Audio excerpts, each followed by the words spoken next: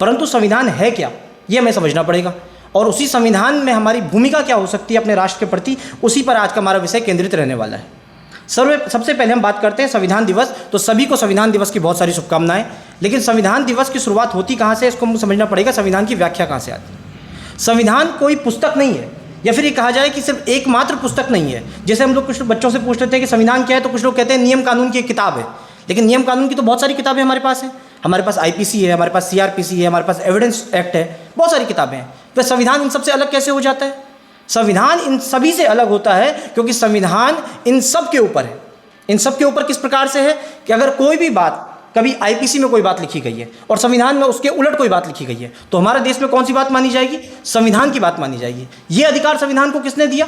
ये दिया उसकी आत्मा ने, ये दिया उसके पीछे के बैकग्राउंड ने, जहां से संविधान निकल करके आता है। क्योंकि संविधान के बारे में बताया जाता है कि संविधान एक पुस्तक नहीं है, बल्कि एक जीवित आत्मा है किसी देश की। इसी प्रकार से हम देखें कि हर देश ने अपने अपने आत्मा के अनुसार अपने अपने संविधान बनाए। जैसे चाइनीज लोगों ने कहा हमारा कम्युनिज्म है, हम तो कम्युनिस्ट को मानेंगे, क्लियर है।